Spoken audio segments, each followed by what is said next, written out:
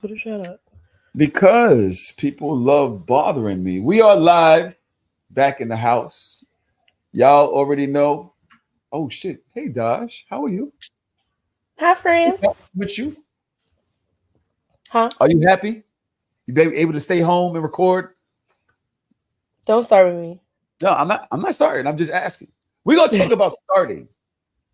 We're gonna talk about starting, right? Because the internet has a funny thing with starting with me. I don't Starting with bother. you? Everybody has to listen. We're going. Let me land the plane as they stay. They like starting with me. You The see whole the clip internet? that you see the clip that we released yesterday Mm-hmm. about what were we talking about that episode where we were talking about women starting with men, women testing men for no Right. reason. And you were talking about the situation where you like bagged your baby mother, friend, sister, cousin, something downtown. My baby mother doesn't have no. First of all, she got no sisters. This was a lie. It was an elaborate lie. Everything was a lie. Everything First was of it was all, all a lie. You and it your was, Carly Red. It was bro, all a lie. It was a bro. lie. I am confused. I'm extremely confused Okay. because in the clip, I want to play the clip. Can I play the clip? Go I'm gonna ahead. play the clip just because I'm confused. I don't understand people. Here we go. Please tell me what I'm missing here. Anytime a chick hits me, asking me if I want to fuck something, I be like, you know, I'm engaged. You want her too. I make sure that I put that out there because I don't. Who sent you? Who I sent remember you? my BM back when we were dating. I remember meeting a girl downtown Brooklyn, shorty, bad. I get to talking to her. You hear what I said? Hold on. Did you hear what I said? You said I remember back when me and my baby mother was dating. I met a shorty downtown Brooklyn and she was bad. When I say I remember back when me and my baby mama was dating, what does that mean to you? That you are talking about a past experience with someone that you used to date. What does dating mean is what I want to know. Because I thought it was clear that we was not in a relationship because I said we were dating.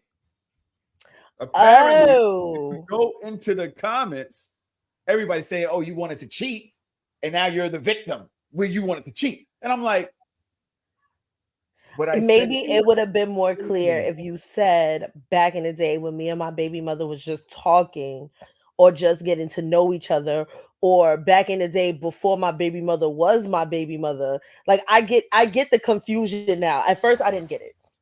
Because when But you say dating, people automatically assume that that corresponds with being in a relationship. But then I also think this the Brooklyn nigga in you, because Brooklyn niggas is toxic, and y'all will be dating somebody for years and be like, nah, I don't have a girlfriend, I'm single. And it's like there are places like other people at other that's places. toxic. Like if you're dating somebody, like that's your person. No, no, and no. That's not true. Dating It means we is go on true, date, and we I have think sex, that you go word. home. But when you're saying back when I was dating my baby mother, I could understand why people would assume that y'all was in a relationship. Which is why when I personally meant when I used to talk about the people I used to fuck with in the past, I would specifically say things like, "Yo, this is the person I'm fucking with. This is the person I'm talking to. This is my nigga. Lies, Not my lies, man." Yes, it no. We lies, used to get into this. We've gotten into this argument before. You was like, lies you and said that was your deceit. man, and I'm like, I never said Lies, that. lies and deceit. You Okay, continuously do friend. this. You play around with words because you're an English teacher. And so you use more words. You use more words to explain why the words you just used don't mean what you actually said. You used to say my N word. Hey, Right. this back when I was with my N word. But then when I be like, oh, but you said it was your man, you said, and you use your Never said finger. that was my man. I never said that was my man. I said it was my N word. Yes. There's a That's like difference. you Words saying mean this is things. my But girl, this now is when my I say, lady. now when I say back when me and my BM were dating, oh, you need to use more words to explain because what you said actually meant something else. Dating No, means that's dating. not what I'm saying. You're the one that's confused about why that message was misconstrued. And I'm trying to explain to you how it is possible that it was misconstrued because I understand what that looks like from the outside looking in. Now, when you said that story to me as well, I also assumed that you and your baby mother was in a relationship, but that didn't really mean much or nothing to me. Like I don't care. Why not? That does mean Why should I something. care? Why should I care Well, this. about the nigga that you was in the past? I care more about the person that you are today. All right, but let's. This is the problem that I have with this whole thing. Hold on, I'm gonna change the brand around a little bit here. What color Yeah, are I we was using confused. today, I was like, Dodge? we got a bear too. Yeah, what color are we using today? Green. Where are we going? We're going with green. Let's go with green. Let's go No, with we was green. yellow at the bottom and the background was green. Hold on. Ooh, I like this. How you feel about this? All right. And then you want to go yellow at the bottom. I love the way this shit. You can play with this StreamYard shit. Hold on. Okay. And then we're gonna go yellow at the bottom. Is what you said. You like this? I can deal with that. That's cool. How you feel about this? You want go? I don't hate it. How you feel about that? All right, let's stay there. Okay. This is my problem with this entire thing that you're trying to push on me, right? That I'm trying to push it. You asked yeah. You're trying to push. It's an agenda. It's the women are y'all don't have no sort of truth. Y'all do whatever, and then y'all try to prove that whatever you're doing is valid, but it's not. As a human being, this is not valid. You're a sick I'm individual. dating somebody. Why would you try to set me up with somebody else to see if I'm going to talk to them? I don't know. Ask your baby mother. If this was you, you would be like, the nigga had to work the nerve to try to have me talking to his friend, or knew I was talking to his friend, and then had the nerve to have me talking to the friend to see if I was going to talk to the friend when you ain't even my N-word. This would have all made sense to you. But if it's me as a man, men are out here suffering at the hands of you ladies. I need y'all to understand this. Men are suffering. Ain't nobody suffering at the hands of me. Except for you, baby. I know your man. Trust me, I know he's suffering. I know he's suffering because you about to get married. So?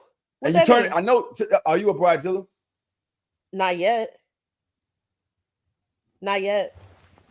I'm not even going to go into the conversation that we had the other day. Which part? The part where you're like mad. Oh, the one from yesterday? That he didn't do something that you would have done. And I'm like, that's not what men do. That's just and I understood that. And you know what I did? Huh? And I fixed it. To the way that I needed that's what men are suffering. Let me type this in. Hold on. Men are suffering. Men are suffering. Men are suffering at the hands of women. Why do y'all continuously ask us to lead and then question everything that we do along the way? Everything we do. We say, hey, I'm going this way. You say, well, you could have went left. You should have went right.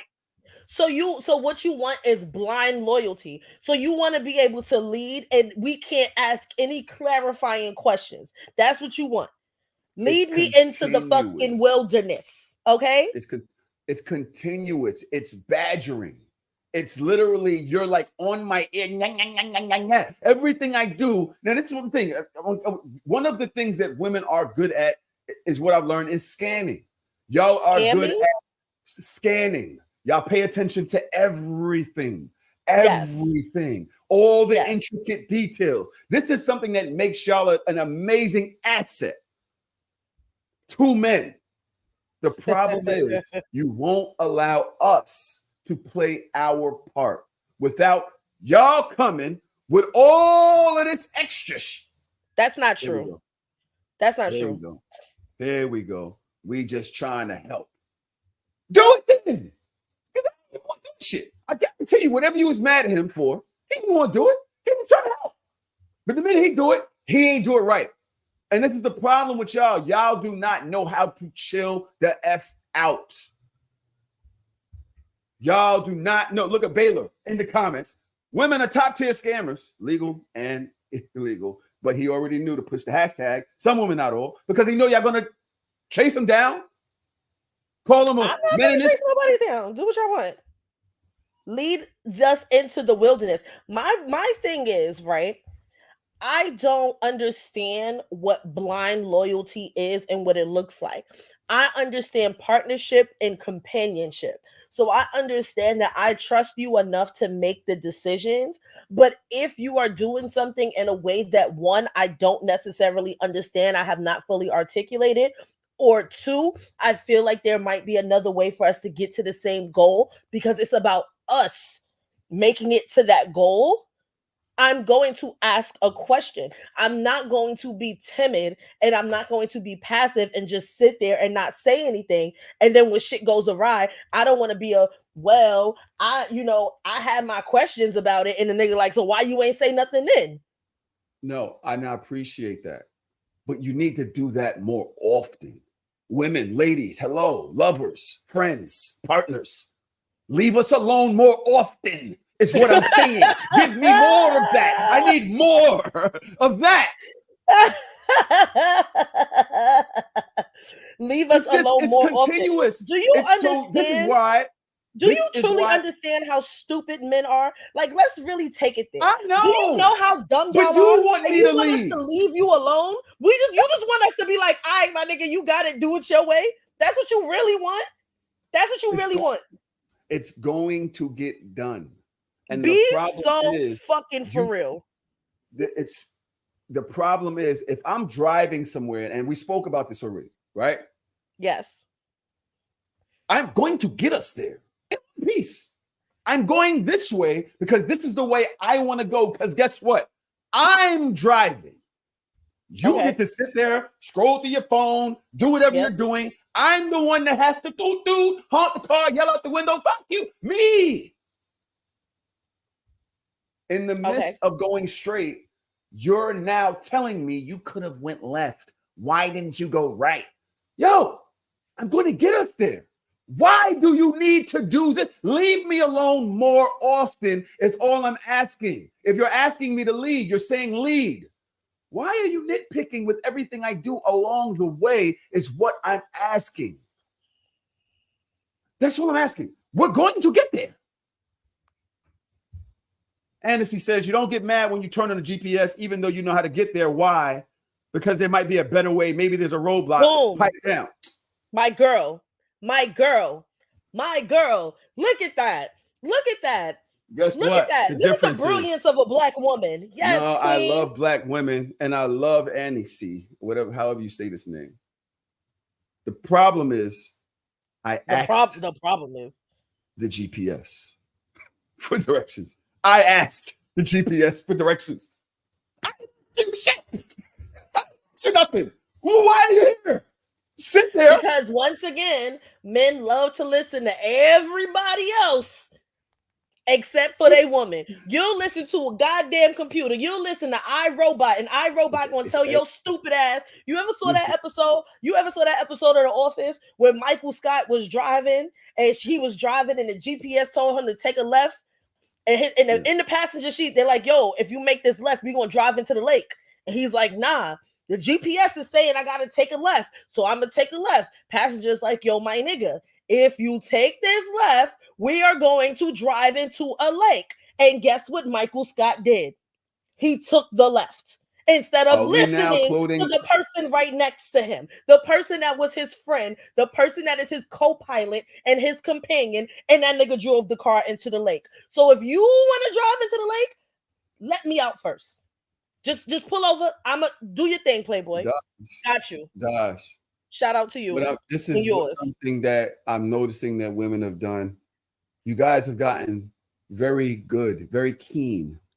Come on, telling us why our feelings don't matter. It's like y'all got all of the excuses. You got all of the reasons. It makes a lot of sense. What happens? Men get old and we learn not to express ourselves. And we sit in the chair in the other room and die 20 years before you because it just doesn't even make sense trying to tell you how to feel no more. The question is, trying to tell you how. Do your feelings matter more than mine?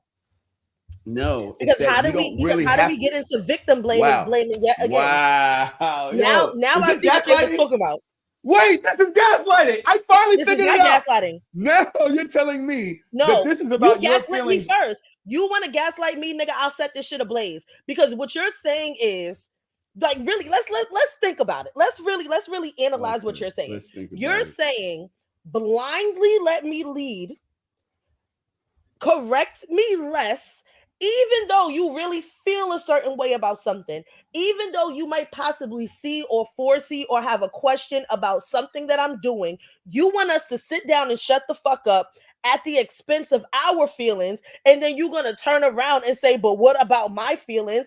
That's That's why it's a exactly what you. partnership. We should be able to have a conversation, and us having a conversation is not considered nagging or yang yang yang yang yang. Like you have a very negative connotation to the thought process and feelings of women when they express their feelings, because every conversation is not nagging. If I said, babe, we driving and you know where we going to a destination, like, yo, babe, why you didn't take this way? Oh, I didn't take this way because I feel like this way is faster. Okay, the end. Or it could be a further conversation, babe. Why we took this way? Oh, because I feel like this way is faster. And then I can say, oh, well, babe, when I took this way earlier today, one of these streets was blocked off this way. So maybe we should take another way. That's a Okay. problem. No, I'm just gonna let us drive Right. into the whole fucking shit and be looking at you like, saw this hours ago, but you want me to talk less. All right. You know, I Dum notice dum. that you'll take a topic that we're speaking of, right? Switch it around and try to come at it from another direction that has nothing to do with what I'm saying. You allowing me to lead without nitpicking has nothing to do with your feelings. It's actually what you're saying is actually you just not listening to men even more. This has nothing to do with your feelings. This is the fact that y'all don't know when to shut the F up. You just don't. Period. Even right But now, when I'm women are telling you, speaking, I'm what are we explaining to doing? you, even because this what you're doing is try to switch it around. When men say, hey, this is how you make me feel, y'all turn around and throw it in their face. Oh, but what about when you do it to us? And what about how I feel? Yo, I'm allowed to say this and it just stay there. You You can right. just say, you know what? I didn't mean to make you feel that way and move on. As a matter of fact, this is what y'all ask men to do continuously. Y'all ask us to just listen to you, stop trying to be on the defensive, stop being aggressive with our responses and not listening. But then when y'all are now doing that to us. Okay. Y'all are doing it to us. Look at my IG today. You in the IG. What I did in RG? You saw me on the IG stories today. I'm telling y'all, women continuously say, yo, I want to F your girlfriend. I'm DMing her right now. I'm That shit was sending wild. messages. I'm waiting for her to respond. That shit was wild. Niggas don't respect your shit at all. Can you imagine? No, Can I you can't. imagine if Don't men even put me in did? that scenario, because I know I can't imagine. Because then it Can would you? be, oh, you're ODing, you taking it too far when I start blacking, and it's like, but did you not OD first? Like, what's Bro, wrong with y'all? bro, imagine a woman DM you right now saying, yo, your man fine. I'm DMing him, waiting for him to answer my DMs. Imagine somebody DM you right there. Like, that's the game? That's fun for you? Yeah, Read people's face. don't put me Read in your people's face. shoes. It's literally the way y'all dismiss men's feelings. It's a lifestyle. It's a lifestyle. Y'all have to give Crazy. a F about us whatsoever. And it's okay because when we express it to y'all find a back door to make it make sense. But it doesn't. You don't do certain shit. And not only do our partners do it, other women do it. So what do? We don't say anything. We laugh it off. We act like we don't have no feelings until the moment y'all want us to. When y'all want us to have feelings, now all of a sudden we need to know how to express ourselves and be human beings and all this. Any other time, be a rock, stand in the corner, don't feel nothing, don't say nothing. Oh, now we're quiet. I don't have a problem with nothing you just said. I said, whoa. No, but where's the That's what difference? y'all said being a man was. That's part of being a man. I can't express my feelings. I can't sit here and complain to my girl all the time. That's not manly. That's not a man. That's not what I do as a man. Okay. Okay, Dwayne Johnson, heard you. Fuck out of here. Listen, I'm going to play. Let me see if I can find this clip that I found today. Let me see if I can find it. I miss this toxic ass show. It is It's toxic very as hell, ghetto here. isn't it? It's But I mean, very it's ghetto real. here. But it is actually real. Let me see if I can find it. Is this it? I'm gonna try to play this, y'all. Hold on a second. Let me see, because this actually does Step speak to what into we're the talking bad about. side. Mm-mm-mm. Video file.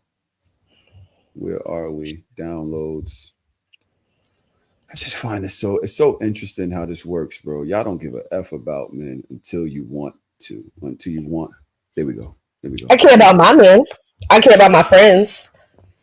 All the time, and I think this is a lack of self-awareness from women, is they will say things like, I want my man to be vulnerable, and they think what they want is for their man to unload all the shit that he's going through. But here's the reality: a guy goes through a lot to take care of his family, to protect those he loves, and to be a man. If he unloads that on his woman, he's going to destroy her peace. He's going to destroy the peace of the home. A man has to sacrifice his peace so that he can provide peace for his family. A peace that he'll never know. And that's just the role of being a man that goes out his front door every day to take care of his family. If you start treating your wife or your woman like she's your mother, you want her to wipe your nose, you want her to pick you up and tell you it's going to be all right, she's going to start acting like your mother, and it's going to destroy your relationship. As men, we have to be stoic. We have to hold those cards close to our chest, but the reality is it's really unhealthy for us as men to do that. That's why it's so important that you have a tribe around you, that you have like-minded brothers with you that are going to be in the boat pulling the oars with you, that are going to be guys you can trade war stories with, guys that can tell you when you're being a bitch, or telling you, hey man, we got your back, we're there for you. That's where you take your shit and you unload it, is with your tribe. You don't take it home. You don't go destroy the peace and the harmony of the home that you are fighting to protect by bringing all the shit that you're dealing with and unloading it there. You take it to your homies sitting around the proverbial fire, you share your shit with each other, you level up, and you get back out there and you do it again the next day. That's the journey of being a man. Come on. Come on, Caucus brother. Yes, heard that. The journey of being a man. So you know what's so funny? I feel like a lot of men are having issues between teetering between being man children, a bitch, and a man. Like that's the problem. Y'all got these three identities that y'all constantly fighting against, and somehow it's our problem. What are the Shout three out to that identities? Caucus King. Huh? What are the things that the identities? What are you talking about? Explain them. I feel like there are several identities. There are the identities of like the male bitch that bitches and moans and complains about everything and has a problem with everything. That is one part. And then it's the man child, the one that knows by age I'm supposed to be a man and I should be respected as a man, but don't have any of the qualities that makes a real man, that they're still kind of teetering with their emotional intelligence. And then there is the real men. And I feel like this discussion weighs heavily. The real men are the men that he just described, the men that have a tribe, the men that know that they do need to unload these feelings and these emotions somewhere in a positive space, that can surround themselves with people that are not only like-minded, but with people that are going to check them also, not just be yes men in their circle to be like, nah, my nigga, you're wildin', or you know what, your feelings are valid. And then like these three archetypes of men constantly have a battle. But when the man child, the man boys, those are the ones that have the biggest issue with being a man. Those are the ones that walk around like, I'm an alpha man and you gotta treat me like this. But you have to understand that alpha men don't have to walk around and say I'm an alpha man.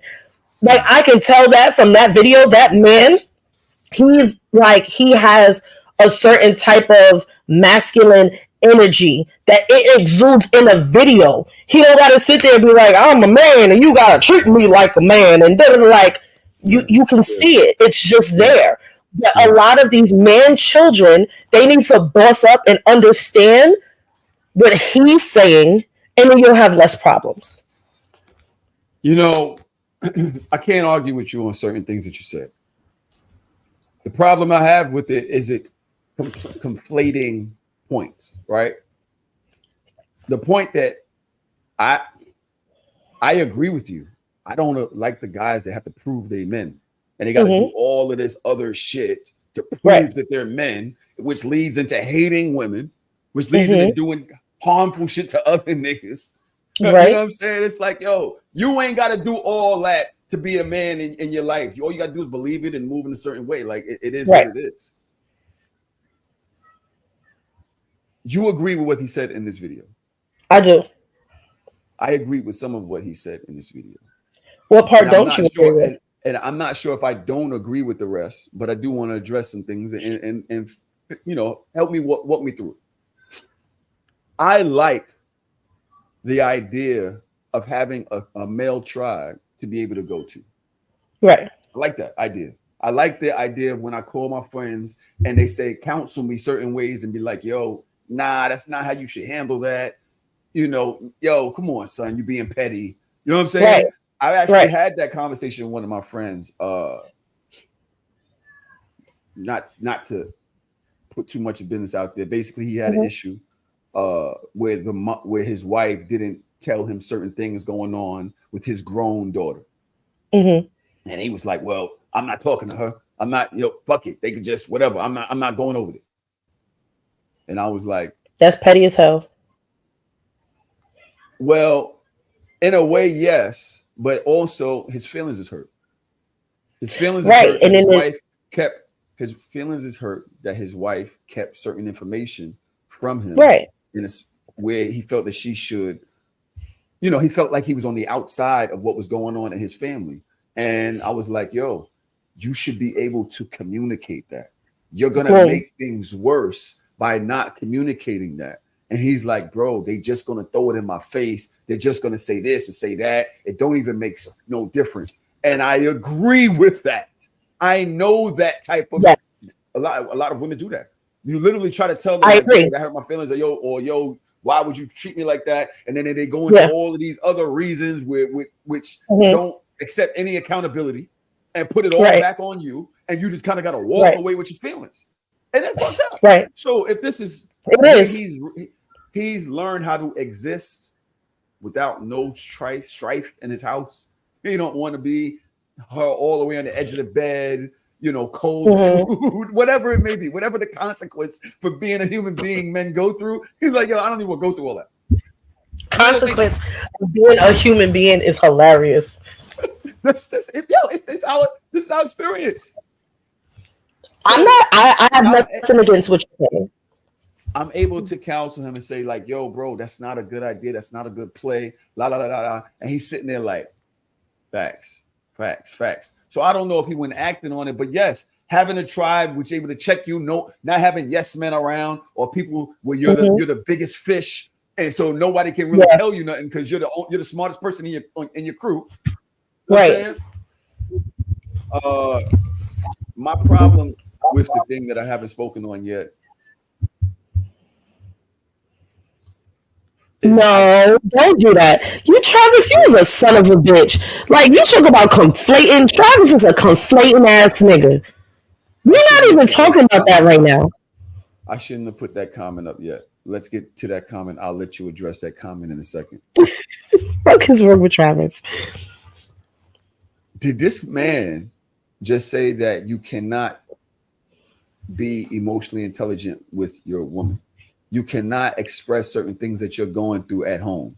You kind of have to take it somewhere else and deal with that somewhere else and not show her any weakness, any vulnerability, because at that point you lose less of your manhood in your home.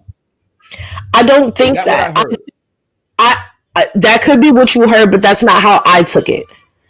Right? I feel like in life, we all have daily stressors. Things that irritate us, that bother us every single day.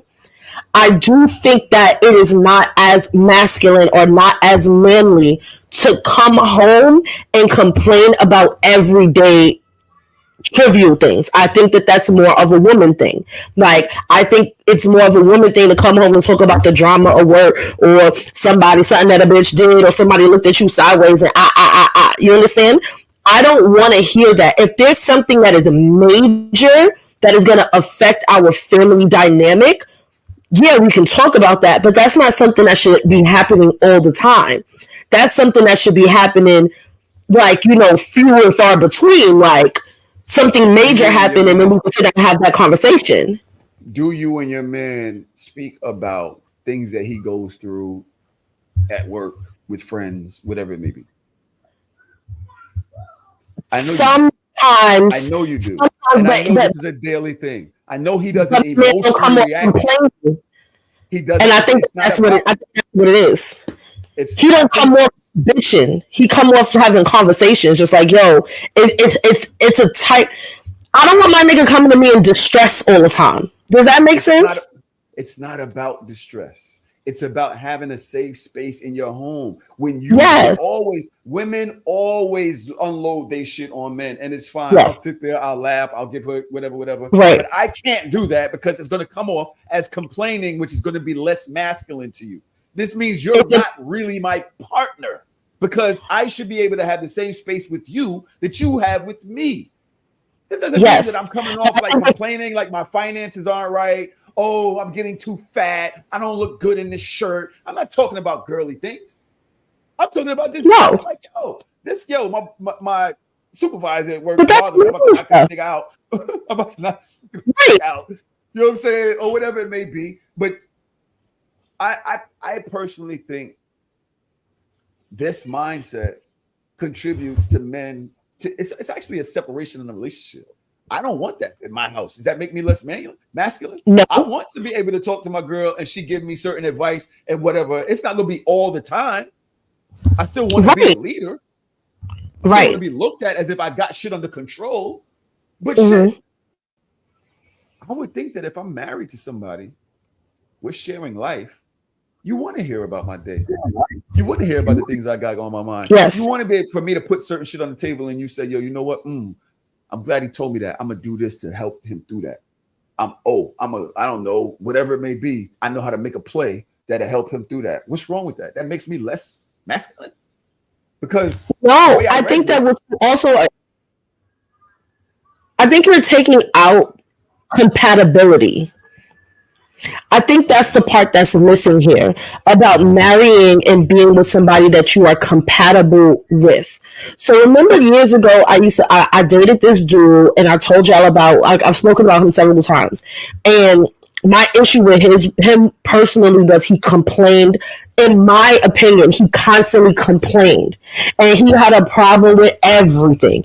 Every little thing he had a problem with. Every little thing he had a feeling about, and he came to me and he was expressing his feelings and his thoughts, and it literally turned me off. I don't want a man that feels this much. Like, I want you to have feelings, but I can't deal with a man that has this many feelings. You feel something about something every day. You're not the man for me, right? If I was to be in a serious relationship with that person, or I decided to marry that person, that would not be the right fit for me. That person would not have a safe space in me to express his feelings because that nigga had too many feelings for me. So when Andrew comes home, and if he has a problem, I'm always going to be a safe space for him because we are compatible in that way. He's not somebody that is nitpicky or complaining or some. Amanda's sick. Like, he's not one of those people. He doesn't come off that way to me. So I can deal with that. So he's always a safe space for me. But I've dated a lot of niggas that was not a safe space for me, and I'm okay with saying that, and that's why we're not together. I respect that. And I think that that's preference, right? I personally, if somebody Yeah. said it sounds like Tahoe, I like that because yes, as much as I have under control, I control a lot of people's lives. I don't mean control, but Yes, I'm at the head of a lot of shit. I do. you are. That's masculine to me. To me, that's masculine to me. I do Right. love a soft, safe space when I get home Mm-hmm. that I can release that and then start planning for tomorrow, right? I don't want to Right. always have to do that with other niggas because I sometimes feel like I got a posture, even amongst my friends. I don't really Mm-hmm. feel like I got that much of a space with them. And I got great positive relationships with my friends. I got some good dope friends. But Right. I would much rather talk to my girl than always call them like I need help with this thought process. I would much rather talk to my fiance. Right. Then a bunch of niggas all the time But then are I happy also under think that control that knowing that I'm aligns with losing it. I think that also aligns with having like-minded people, and that goes back to the larger conversation that we had a long time ago about men and their friends, because you can grow past your friendships, but y'all would rather be loyal to the people that you was in the sandbox with. But at the end of the day, they are not considered like-minded people with you anymore. So those are not the people that you can speak to about those things. And if we at 35, if I can't call on one of my close friends to have certain types of conversations with, I don't care how long we've been friends, you're not that close of a friend to me, because this relationship, again, does not serve me in a way that is cohesive for my new lifestyle. This is why when you see people that get married, they hang out with mostly married people. Why? Because single people can't always understand the lifestyle of a long-term relationship, of a marriage, of that type of a relationship. That doesn't mean that I don't value you as a person. We're just not that close as friends. We're not like-minded anymore. We don't share the same experiences. Josh, listen. Yeah. I do not want to argue with you about what you're saying because I love what you're saying. But I do think there's a level that's missing in it that I'm missing, right? So maybe you can clarify and then we'll move on to something else. How close of friends are you and I? Very close. Would you call me with something that is plaguing you 3 times a week? 3 times a week? No. If something's plaguing you, why? That's not how I operate. I wouldn't do that to anybody. This is exactly what I'm saying. I have friends that I love, that I respect. As a man, I'm not going to call them every time something's going on. I'm just not. I would much rather have a space at home where I can lay shit out with her. She can sit at the table and go, oh, okay, so that's the shit from last week. All right, but did you make this move? Yeah, I made that move, but the fucking accountant is playing games. You know what I'm saying? I would much rather have that in the house. You know when they say the marriage is a business? These are business conversations. Yeah. Life is a business. Good. I have an issue with the word choice because plaguing to me, these are big things. I don't know anything that would plague me multiple times a week. I don't know anything that would plague me multiple. Like if I'm that upset about something, I'm upset about it. I know what it is. It's one thing. We're going to have one conversation about it until it's fixed. We're not going to have multiple conversations about it, if that makes sense. Yeah. That's with anybody. Well, I don't mean to be purposely obtuse. So let me move on. Okay. Hope's wedding. How'd you feel? When I went to Hope's wedding, you know where this is going, right? Do you know where this is going? Yes. I accept my accountability. I want to know why the world thinks it's okay to fuck with me. I'm gonna let you have that, and then I'm gonna give my side. No, I want to know, how do I present that makes people think it's okay to continuously F with me? What is it? Because even my friends feel like me showing love to him means me cursing him out or being stern with him or whatever it is. Okay, you're shaking your head. I understand your perception. Yes. I understand your perception of the situation. I can understand it from your POV. Please. And this is what I want to preface this by saying this. You are notoriously not a malleable person. You're very hard-headed and very much stuck in your ways and in your thought processes. And it takes years to get you to understand things sometimes. Right or wrong? Do you agree or disagree with this assessment? I'm not doing either. Okay, fine. You don't have to. This is my opinion of you as per our friendship. I feel like Can I kick people out of here? What is this? I feel like you're the type of person that I can't say things to you in a certain way because I feel like you won't hear me. So when I speak to you in love, but it's also very jokey and very aggressive. But for me, it's all out of love because me and you, we haven't had an argument in years. And I could probably count on one hand how many times we've had an actual argument.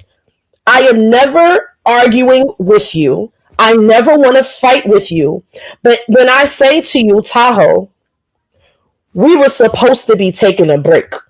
Because we had this conversation way before Hope's wedding about taking a break and what that looked like and what that should be like and what it should feel like. Yes or no? Yeah. That day when I was at work and we had that long conversation. That's what you said. Yes. And I said, I don't think I can do that. And I said to you, I can do that. I said, you're going to take a break. Yes. And I said to you, I understand. I'm going to continue doing what makes me happy. That's what right. That's right. No, understand. Fine. No. See, look at this. Look at this. Tahoe think y'all slaves. No. Tahoe said, y'all do what y'all need to do. I'm going to do what I need to do because this is what makes me happy. And what I said to you was because you're my friend. Like, so let's talk about this in the realm of a relationship. Friendships are relationships. I'm saying this is something that we need. I never framed it as me. I never said Dajah needs a break. We need it. This is something that we need. So we can take a break. We're pushing out a lot of content. We need to regroup and then come back stronger. Was that not part of the conversation? Yes or no? Absolutely. I agree. Thank you. And what I said to you when I saw you, yes, that we need as a collective. That's what you said. That what I think we need. Yes. What I think we need. And I said to you, I said, friend, and I said this calmly. I said, wasn't we supposed, I said we. I didn't say me, you. I said, wasn't we supposed to be taking a break? I said, because I feel like, stop. I said, I feel like you're using Pineapple Express to fill in all the extra free time that you have now, and you're still overworking. We were supposed to be chilling. And you said, this is what you said. You said, I'm mad tired. I did Pineapple Express all last week, but I'm not going to do it next week. You said, I'm only going to do it Thursday, Friday, Saturday, Sunday, or Friday, Saturday, Sunday. And I looked at you, I said, friend, you just said that you're tired, that you weren't going to do something for a whole week and then named half of the week. That's not a break. It's just a weekend. It's 7 days in a week. You can't divide them evenly. So for about half of the week, you're still going out to do this thing, which is fine. Then you said to me, you're like, yo, but it's all right because I'm going on vacation the next week. And when I go on vacation, I'm just going to sleep the whole time.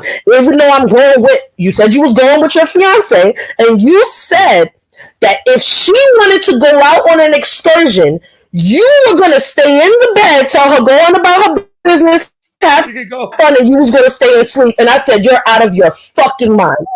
You're out of your fucking mind. And then that's when I started yelling. And I was like, explain to me why you just said you was tired. I said, why don't you take this week off of Pineapple Express so you have the energy and you're already rested for when you go on vacation with your fiance? That is what started the quote-unquote argument. Because I'm looking at you, friend.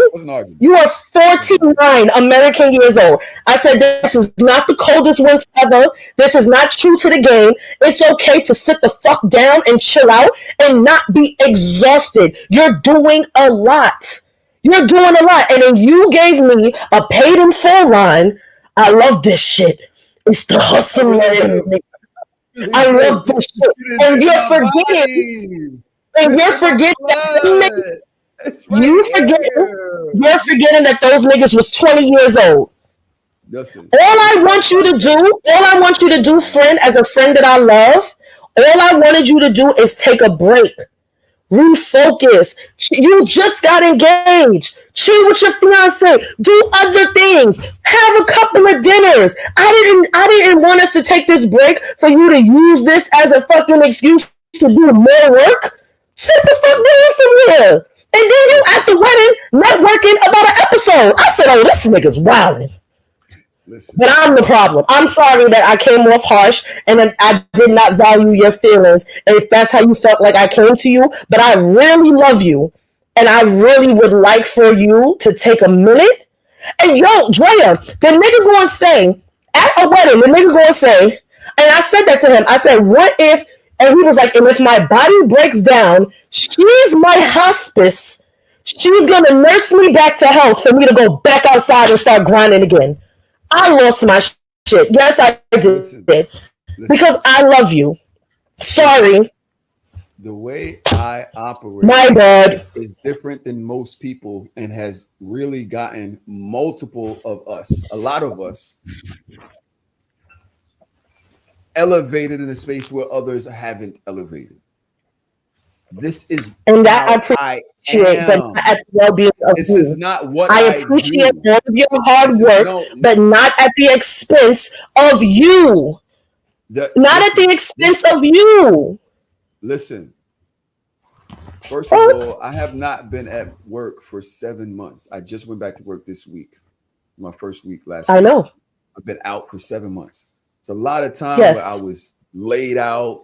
For a lot of that time, I was on medication. There have been different health issues that I've been dealing with, going to therapy, going to doctors, going to this, going to that. Exactly. Trying to get myself back. I am finally outside. I'm loving the sunlight. I'm feeling the vitamin D.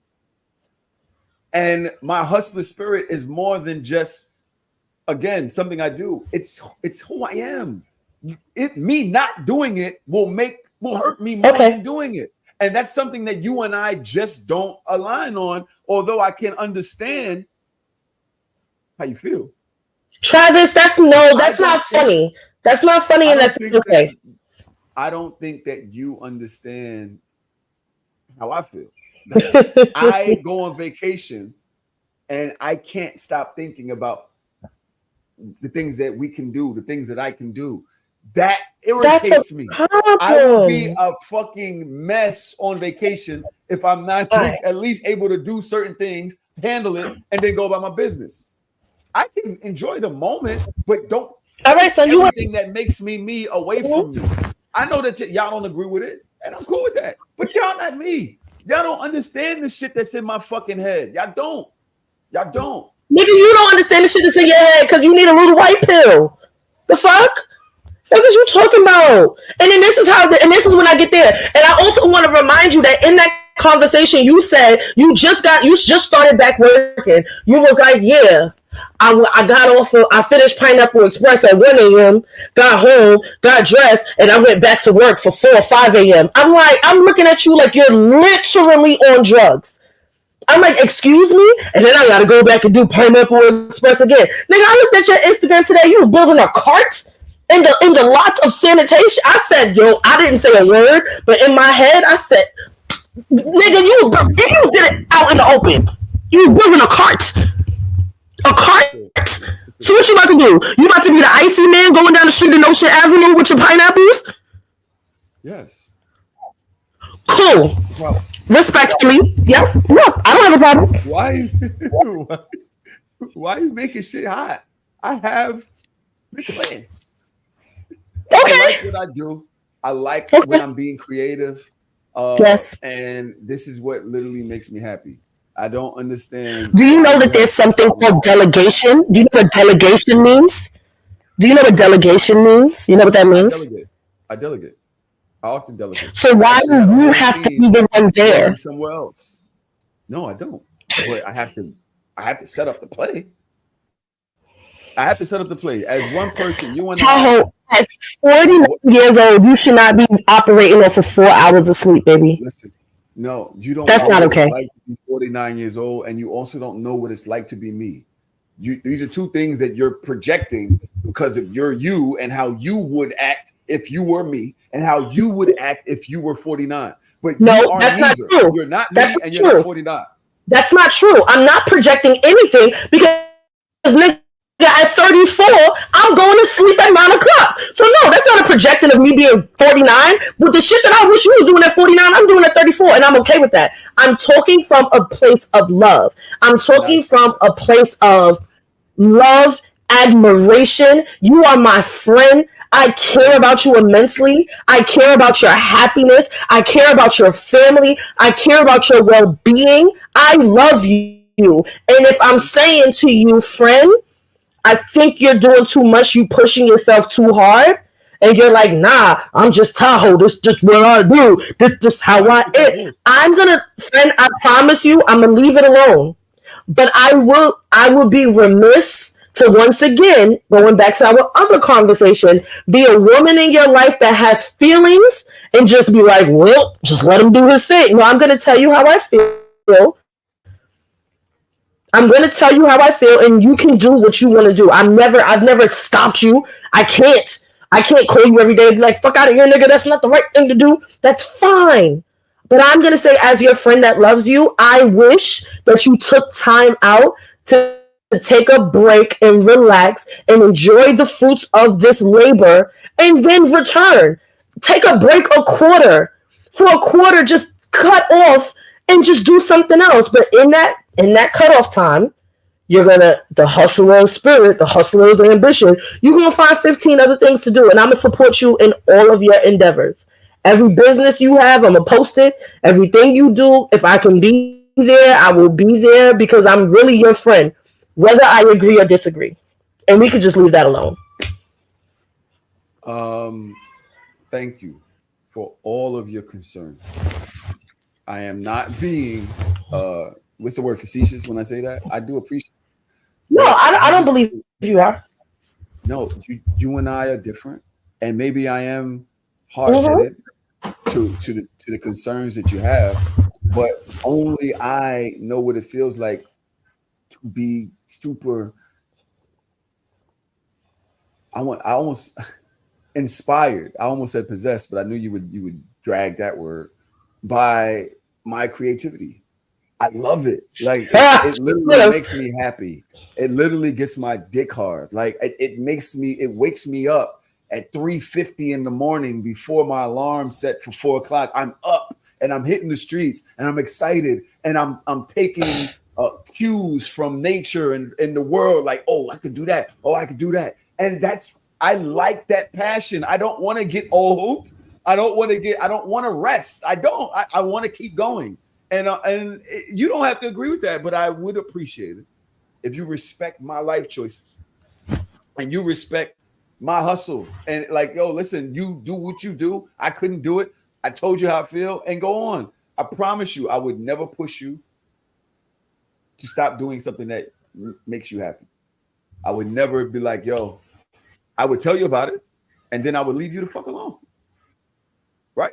And that's where And we at with it. I don't think it's I said fair my piece. if we're out in public and you're barking at me at a wedding. You started it. You started I it. have on fucking pants. Why are we yelling? Why are you You yelling at me? started it.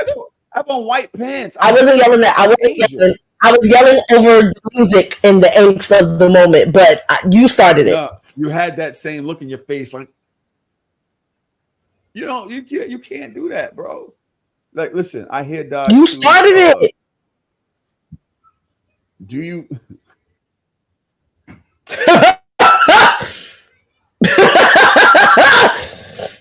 Yes, it's called ADHD.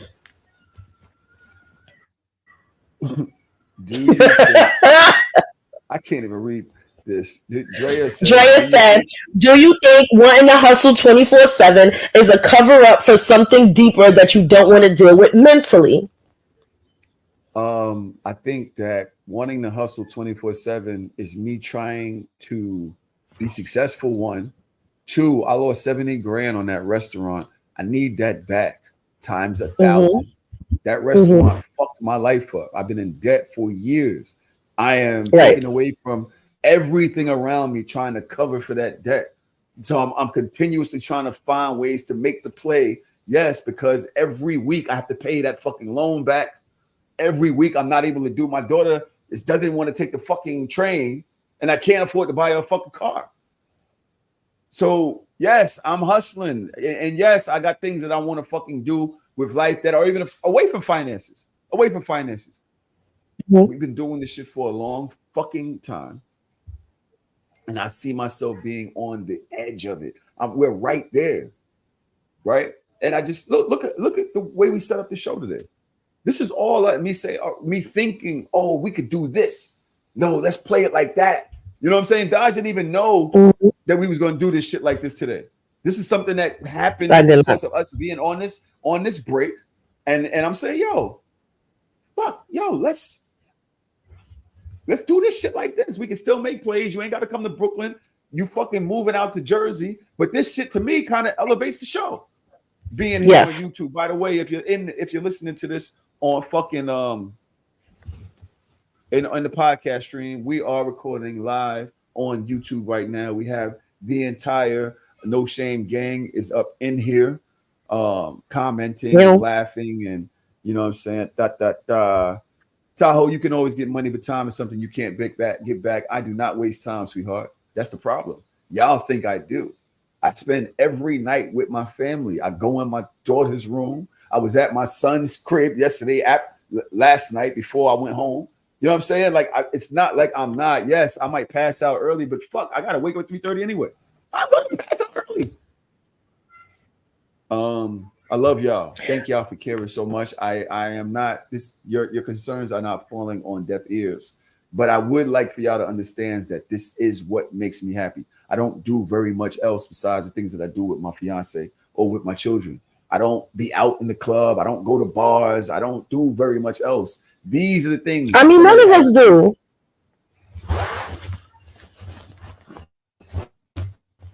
You dead ass gonna lie to these people? What? Like that? All right. See, what club I've been to? It's not even in me. No, you really are. And you want to know what's so crazy? You are up. You're a big time up.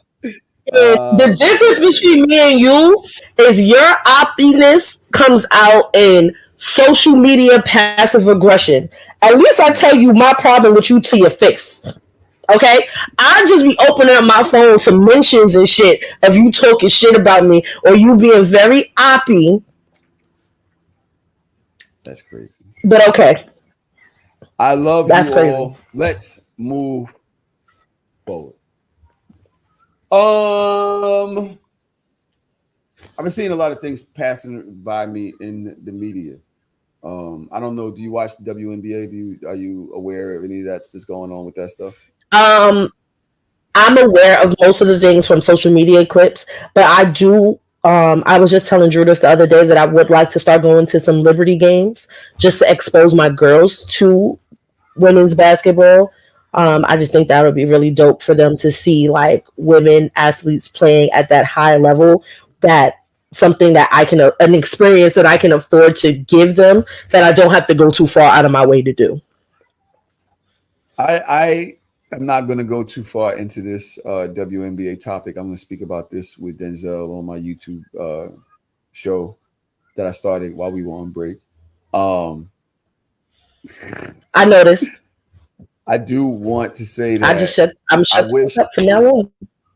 I wish that the world will allow these players to be athletes and not turn them into the Real Housewives. Another thing where you're pitting the women against each other in a way that's not athletic. Like it's become like all of this drama about something that's fucking dope. And maybe the drama is selling. Maybe that's why, because when people was talking about Caitlin Clark, I didn't know who the fuck that was until Angel Reese and them beat her. And that came from the ring thing and all of that. Yeah.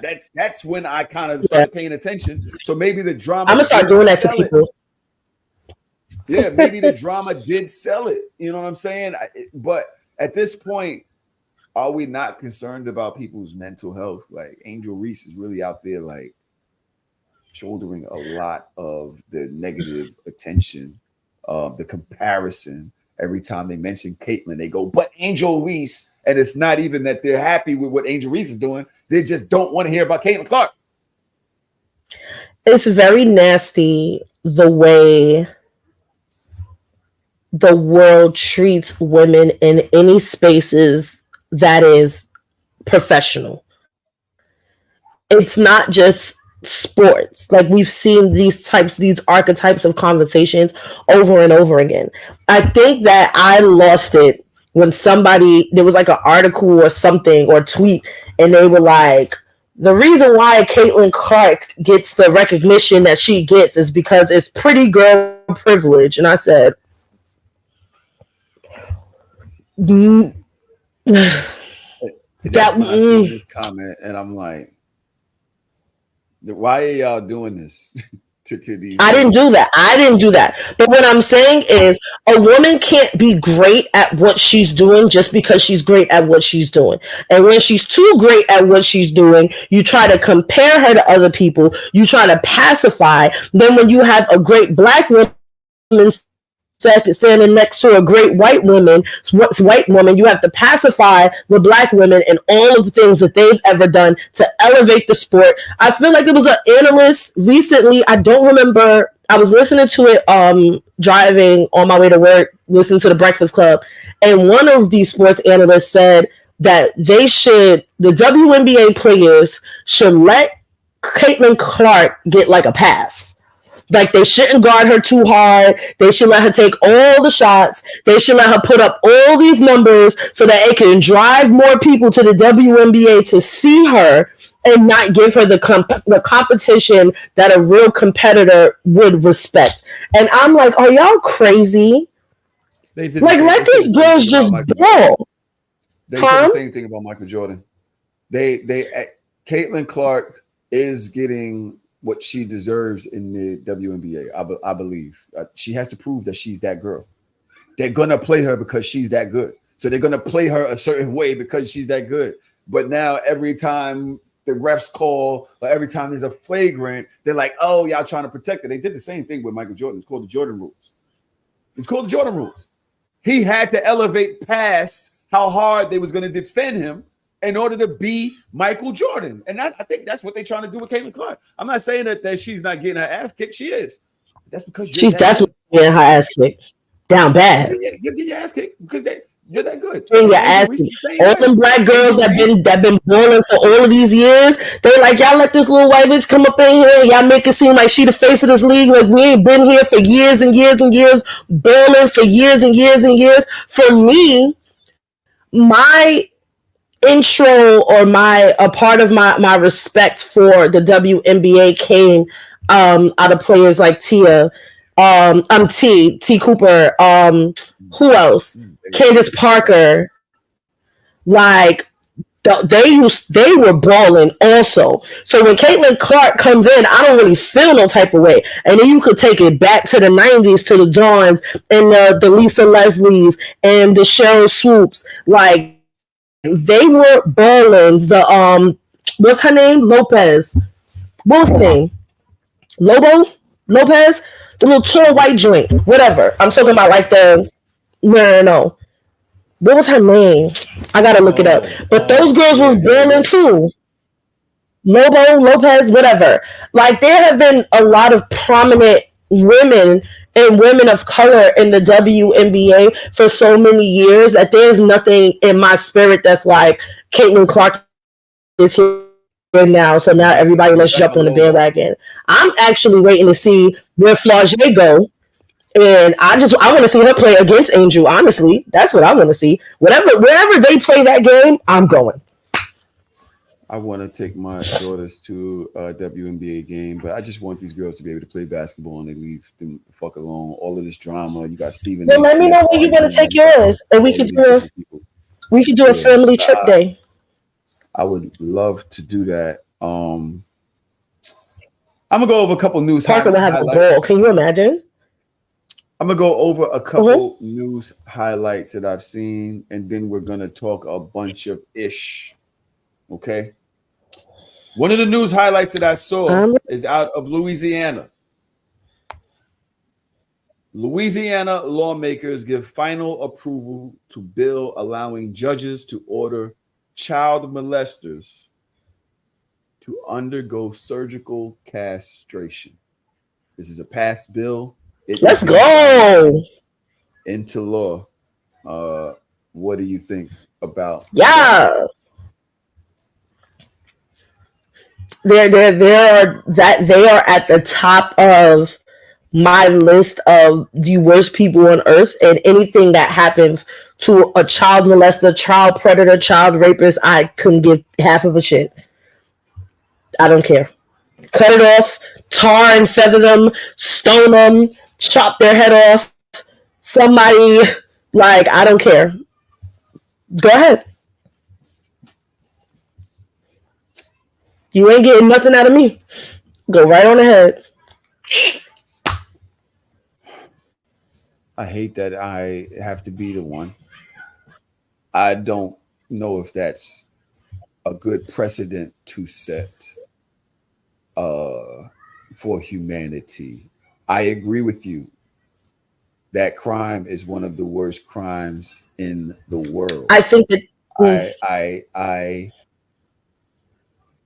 abhor it. Is that the right word? ABHORR. It's yes. Disgusting. Mm-hmm.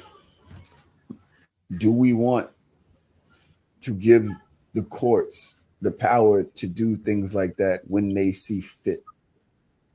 Being yes, I think as a society, we have gotten really, really soft, and I feel like back in the day, they dealt with certain types of people in a way that wasn't so passive. I think that there are a level of crimes, and I think that some crimes are higher than or more grotesque than others, and you should be treated the same. This is probably the reason why I am not in charge of anything. I am not in any legislation. I'm not in government. I'm not nobody's president, because I am the type that I would pause somebody's humanity for doing something crazy to a child. I don't believe that you deserve to walk around whole. I don't believe that you deserve to walk around in a certain way. Like, I don't care. Like, you need to chop their penises off and maybe chop off a thumb. And everybody knows that the world symbol, if you walking around and you missing a thumb on your left hand, is because you're a molester. Like, I don't know, but every piece of this slithering in me, I'm cool with that. I'm cool with it. I don't care. I'm so sorry. Child murderers, child abusers, child molesters. When you do anything to especially a child, you get no sympathy from me. Okay. I'm sorry. Because if somebody, God forbid, ever did something to my child, there'd be no sympathy for them. I agree. I totally understand that. The problem that I have with it, only issue is wrongful convictions. It is Louisiana, is what somebody said. But the problem I have with it is this new thing going on in the government, potentially passing, called Project 2025, I believe it's called. I have a clip here that I'd like to present to you all. When it comes, and the reason I'm bringing this up, and I know it's fucked up because I'm comparing it to child molestation, but the thing is when the government has too much power and can and will abuse it. That's my only thing. Mm-hmm. I'm gonna play this clip. It's about 2 minutes. Let me see if I can find it. Again, guys, this is the first time that I've done this, so please give me a second. Here we go. Talk about Project 2025. He says, "You're not going to be a dictator, are you?" I said, "No. other than day one. Created by Trump's longtime allies at the Heritage Foundation, along with more than 100 other conservative groups, a 920-page document outlines conservatives' plan to rescue the country from the grip of the radical left. It means that if Trump is elected, the GOP would attempt to implement overreaching bills like the ones popping up in Florida, Texas, Alabama, and other red states federally. The document says the GOP will reach its goals by using presidential power to bypass Congress and by destroying what they call the administrative state, which refers to the agencies that try to ensure clean and safe air, food, water, drugs, and consumer products, and that also hold big corporations back from making more money. So that's what Trump means by day one. He plans to fire and replace tens of thousands of government employees who don't agree with him to elevate his power. And yes, he can do that. First, I will immediately reissue my 2020 executive order restoring the president's authority to remove rogue bureaucrats, and I will wield that power very aggressively. All right, let's dive into this document. When I searched the term sex, 133 matches came up. That's obsessive. It explicitly states their goal to rescind regulations prohibiting discrimination on the basis of sexual orientation, gender identity, transgender status, and sex characteristics. So queer people could legally be fired, not hired, refused service, or otherwise discriminated against. It also proposes deleting the term sexual orientation, DEI, gender, gender equality, gender equity, gender awareness, gender sensitive, abortion, reproductive health, and reproductive rights from every piece of legislation that exists. That's terrifying because it promotes discrimination against LGBTQIA+ and pregnant people. And speaking of pregnant people, it also proposes pushing as hard as possible to protect the unborn in every jurisdiction in America, aka a national abortion ban. They plan to go after education too, just like they have in red states. The authors propose eliminating the entire Department of Education, which they say injects racist, anti-American, ahistorical propaganda into America's classrooms. As part of its economic policy, it wants to eliminate regulatory and procedural barriers for companies and prop up the oil industry, which it says is not an environmental problem. This is all just the tip of the iceberg. It's a document filled with endless contradictions, going back and forth between ideas of big government and small, going after monopolies but reducing corporate taxes and regulation, saying they're for freedom but policing people's bodies, gender, and sexuality. And it's a document created by the Heritage Foundation, which has ties to fossil fuel billionaire Charles Koch and is swirling with controversies. Throughout, they dehumanize the left in ways that make me afraid of how much more emboldened far-right Republicans will feel to target vulnerable people. All right. I have one more video that actually breaks this down a little bit that Dodge sent to us. I want to play that as well because I think it's relevant. Yes. I think it's relevant for people to understand the extent. Let's listen. 2025 is a far-right manifesto. It is a 1,000-page bucket list of extremist policies that would uproot every government agency and disrupt the lives of every person who calls this country home. The Department of Education would be eliminated, cutting students off from civil rights protections and ending essential Title I funding for K-12 schools. The Department of Justice would go on a murdering spree. It would rush to use the death penalty and expand its use to even more people while circumventing due process protections. Project 25 not only calls for national book bans in schools, but also creates a list of banned words for the federal government that would be deleted from, quote, every federal rule, agency regulation, contract, grant, and piece of legislation that exists. End quote. Here are just a few of the words on the list: diversity, gender, reproductive health, and of course, conservatives want to ban the word abortion. On that note, abortion care would be inaccessible and illegal no matter where you live. Now, we could have an entire hearing on how these policies would quite literally ruin and end lives, and I didn't even touch upon proposals for housing, climate change, worker protections, and more. If enacted, Project 2025 would destroy the federal government as we know it.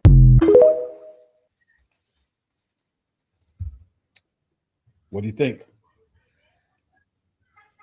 I think this is like the beginning of one of those like doomsday movies that we all love so much.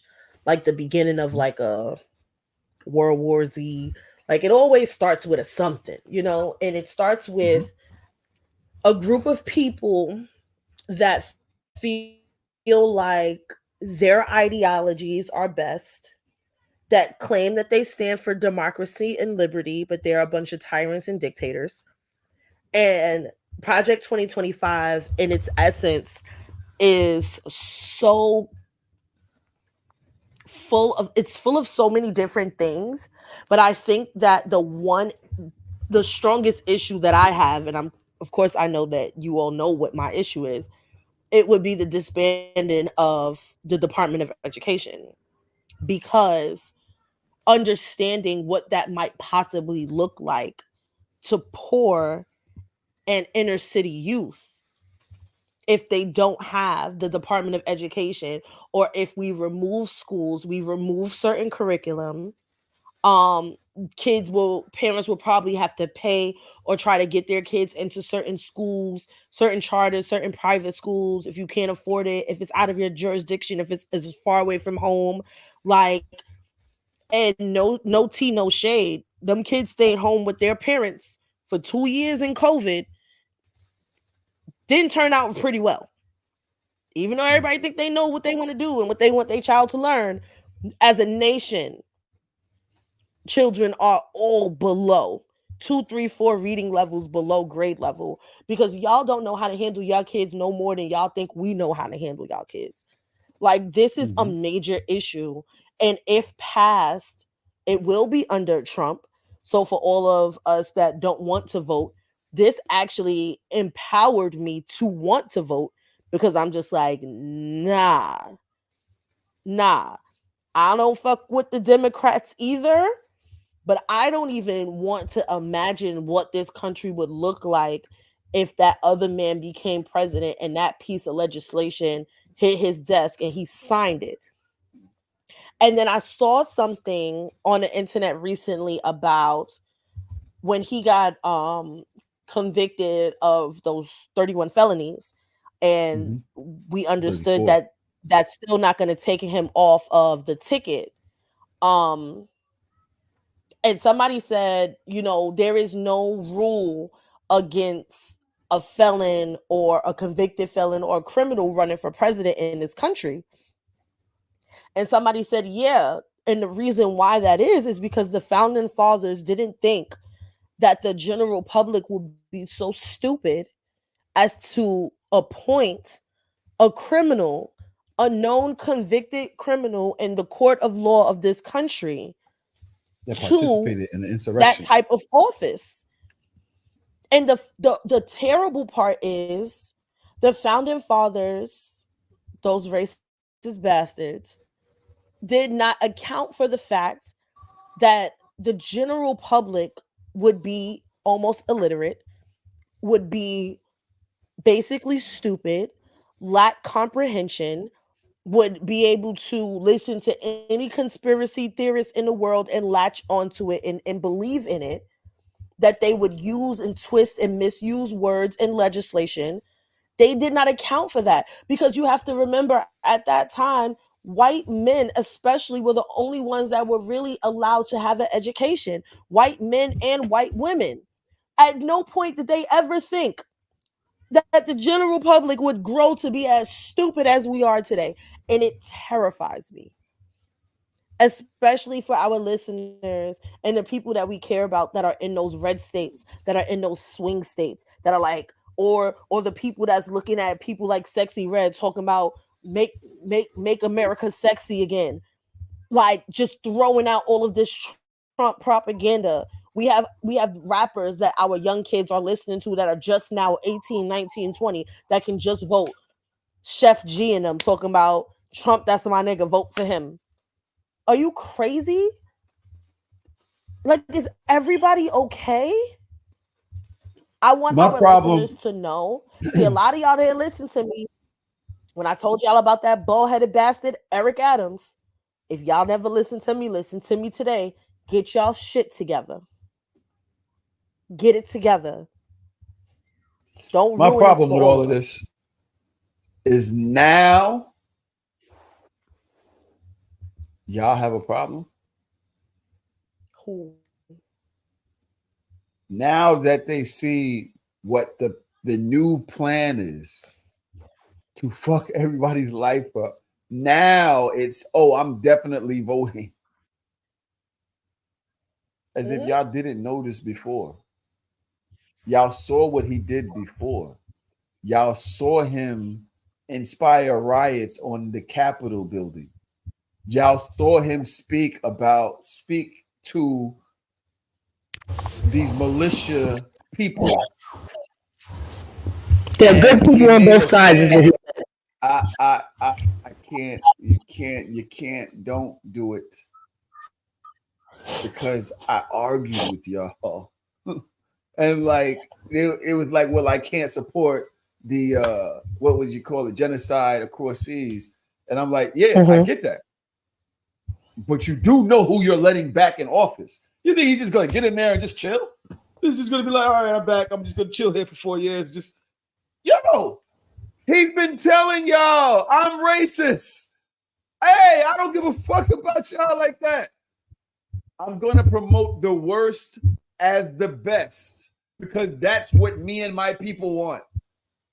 And y'all were like, yeah, but Biden sleep and I can't support that. It's too late. I can't even say it's too late because hopefully there's like something great happens. I don't know. But y'all was dead ass. Like, he has inspired the worst of this country so much to the point where if he goes to jail, they're still gonna vote for him.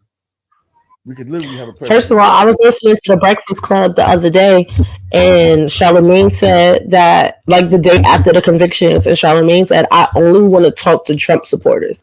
So if you're a Trump supporter, I want you to call the radio station right now. And the question is, are you still going to vote for Trump even though now he's a convicted felon?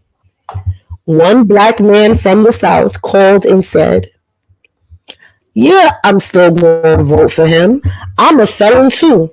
And becoming a felon was the best thing that ever happened to me in my life. It changed my life so much that now, it made me be a better man. Can you turn down your mic? You have to understand that most of this country, something's up with your mic. Talking about, Something's up with your mic. Either you're grabbing it or maybe the volume is all the way up. Hold on. I don't know what's going on, but it's something, and I want your point to be heard.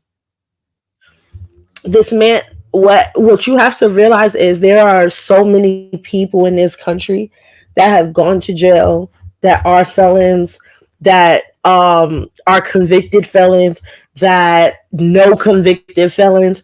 A felony is not enough for these people to not want to vote for their fave. Another lady called up and said, I like Trump.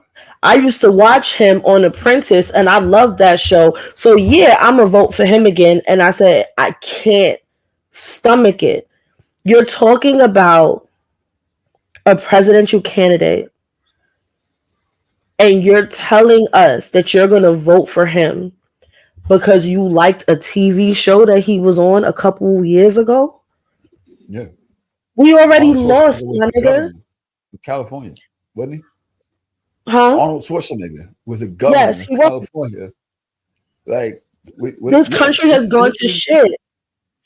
I am terrified being here. And this is the reason why. Are you going anywhere?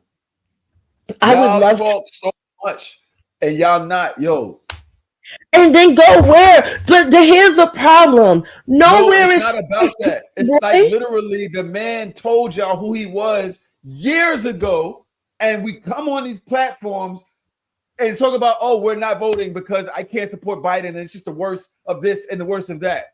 Like, I said I wasn't gonna vote. I wasn't gonna vote for president. I was gonna vote for everything else. But now you see. The stakes is a little bit higher to me. Yes. The stakes are a little bit higher to me because I'm going to tell you the truth.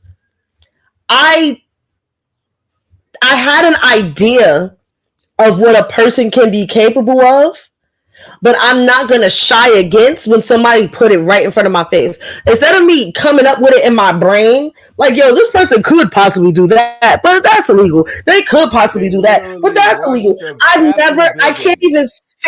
can't fathom a convicted felon running for president. That nigga can't even go to Canada. Fuck whether it's, hey, I'm a convicted, hey, easy. I'm a convicted felon. And if you ran for president, I'll be like, nah. That's fucked up. What I will say is this. I don't care fuck about him being a convicted felon. I care more about the fact that he's shown us time and time again who he was. They had to escort him out the White House. They literally had to escort him out the White House. He literally did it. Got white militias to storm the Capitol building. He repealed the women. He put people in the Supreme Court that took back Roe versus Wade. This affected not only women, but like all types of control that the states have been able to enact over people's rights. This is a fact. Now we're going back to, oh, well, Biden did the crime bill 30 years ago. Yeah. And y'all use that to say why it didn't matter which one of them got in office? I think that you have to also understand. Him saying, now that he knows he's going to win, he's like, hey, guess what? Let's just make this shit a landslide. I'm going to make sure that all racists win. We're going to kill all N-words. Let's do that. Let's just kill everybody that's not just the N-words. The N-words, the liberals, the gays, everybody. So what we going to do? What you want to do? Yo, I just think that black people are ridiculous. I'm really sick of y'all. I'm really sick of y'all because y'all always talk. And the reason, and I ain't mean to shoot at you, sweetheart. I didn't. I apologize for that. The reason I said it is I don't feel no way. We major in inaction. We major in inaction. Like, oh, I hate it here. I hate it here. Where you going? Go. No, you're not going nowhere. Oh, you knew you had a right. You knew you control. If we didn't fucking push so much dumbass propaganda about, well, I'm not voting because nobody's here for me and I'm just that. Dog, do you not see what they just did to women's rights? What they doing to the LGBT community? That everybody that's actually on your fucking side, they just did this shit too. And you're like, well, didn't affect me, so the fuck that shit didn't affect me. That shit didn't sure do affect all of us. Now that you see it really being able to fucking affect us, now everybody's up in arms, and this shit is annoying to me. It's really annoying to me as a person with this platform. It doesn't matter how late. As I talk to my friends that speak this way online, and they say these things, it's like, yo, are you like dumb, or are you just doing shit for social media retweets? Because, bro, this nigga's dead ass will fuck your life up. Are you that like in your little bubble of whatever that you don't see what this man can do? Go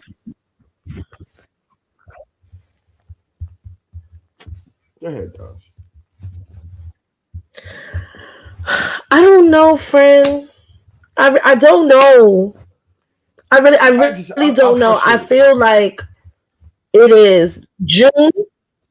I understand your frustration. I feel like it's June and we have a very wide platform and we need to really talk about things that are important, which is why I said I wanted to talk about this on this show, because we are powerful and we have listeners everywhere. And these things are going to affect, if put into play, a large number of our listeners before it'll even get to us. Because we have so many listeners in red states right now. So many.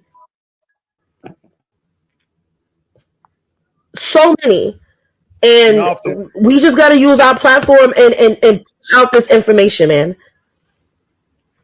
I'm willing to do whatever it takes. I'm willing to storm the streets. I'm willing to storm the Capitol. I'm willing to like, yo, show up. I'm willing to use our platform in a beneficial way. But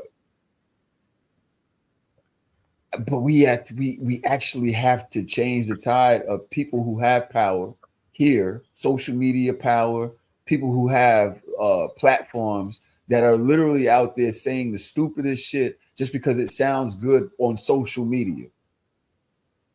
But then it's not stupid, it's ignorant. Because I feel like there's a difference. Because I feel like there's a lot of things that people don't know about. They don't know. Okay. They just don't know. Like, nigga. And you know what I realized? This is the biggest lesson I learned from my sperm donor. The biggest lesson I learned. You cannot ever anticipate how fucked up somebody is going to be. There is no level of understanding. See, for me, I know that I can be fucked up. I know that I can do horrible, evil, mean, malicious things, but I have a line and a limit. And there are some people that don't have a line, don't have a limit, don't live by a code, don't live by a moral code. And the minute that we all understand that and stop being ignorant to that fact, and stop being ignorant to the fact that no, they're not dragging us out of our house and lynching us and putting us at the stake anymore. They're doing it through legislation. They're doing it. They have literally camps of conservative children that they put in private school, that they feed this narrative to, that they push up, and they put them in Model UN, and they give them jobs in Congress, and they start off small, and then they start running for little offices, and in the little offices in your neighborhoods and in your states, and then those little offices turn into big offices, and then you're like, where did this conservative asshole come from? Never heard of him before. This is what's happening right under our noses. And all we care about is the latest cars, the latest sneakers. We care about curbing on curbing. We care about sexy red. We care about popping bottles in a club. We are behind the pact of what is going on. You can be both. You can have fun. You can live your life. You can be ratchet. You can be free, but you should also be informed. As a whole, the Black community, we have downsized and de-escalated education and accountability and real facts. We submerge ourselves in the shade rooms of the world, and people don't understand the difference between opinions and facts anymore. Everybody has an opinion, and they think that their opinion is a fact. And you can't tell nobody nothing. You can't tell nobody what to do. We're not unified. And if it's one thing that we got to get our shit together, and white women, they got to get their shit together too. Because they're the ones that fucked us over the last time. So all you niggas that's out here with y'all snow bunnies, get them together. That's all I gotta say. So, speaking about that, I actually have a few things that I know you want to discuss that you probably haven't seen. But I did see Drea from Poor Mind say this, and I'm not sure if I agree. I'm not sure. Annie, I apologize for saying your name wrong. I'm an idiot. We all know that. Let's not be selective with applying that. You know I don't be knowing things. So her name is Annie C. Which, God damn it, that's just weird. Anyway. Travis says people don't realize how tax laws, repealing laws, changing codes, adding and taking away from regulations really affect their lives. They complain about inflation, but don't really know what causes it. And it's a million different things that cause those things. But it's literally inaction and ignorance on our part. We're living in this system, but we don't want to use our power to help change it. We're so worried about getting up and going to work tomorrow and getting home and watch fucking Tariq and fucking arguing on social media and who's fucking winning the Drake and Kendrick beef. And Drake is a fucking colonizer, that you're not even looking at who put the goddamn bus lane outside your fucking house, and that you didn't even have to have that because the block association meeting, actually, they was right there and they voted for that on your fucking block. And you was in the house watching Power. It's literally the fact that, yo, bro, we have so much power, but we major in inactivity. We just don't do shit about it. And it's consistent. Yo, I watch how I work for the city. The people who actually say something get results. They will call my garage like, yo, he left a bag. And my garage will take two motherfuckers that's getting paid six figures, put them in a truck and say, go to that block and get that one ass bag because that person called here. And most time, it's not nobody that looks like me and you. We don't do shit, bro, about the things that affect us. And then we fucking ostrich. We put our heads in the sand and act like we don't see the shit. And then when we stick our heads back up, we complain about racism. I'm not saying racism doesn't exist. I'm saying that we are also part of the fucking problem. We ain't doing shit about it. I saw Drea from Poor Minds say this one thing. She said, y'all need to understand the definition of being pro-black, and it's obvious y'all do not. Pro-black means being committed to the advancement of the black race, which also includes increasing our population. Tell me this. How are you doing that when you're with a white person? Josh, do you believe that people who date interracially can be 100% pro-black? No. Wow. Very simple answer. Because I don't see how you can be pro your race whilst immersing yourself in building family with another. I personally, I don't feel it. I don't see it. I think that you can be an ally to the black cause. I feel like you can be an ally to your friends and family in the way that you were brought up in a way. But can you walk around and say, I'm pro-black, I'm for the full advancement of black people in America or in any nation? No, because you're not. Because you can't run around with a mixed baby talking about you pro-black and you're for the advancement of colored people. You're not. You can't be a black man that has money and wealth that marries into a white family with a white woman that probably has your kids, your mixed race kids in white schools. So it only takes 2 generations for all your black blood to be all up out of your lineage. How are you pro-black? Pro-black is the black man and the black woman and the black family and uplifting that. I don't believe in this. You can choose who you fall in love with. I don't believe that. I'm sorry, friend. You can control who you're exposed to.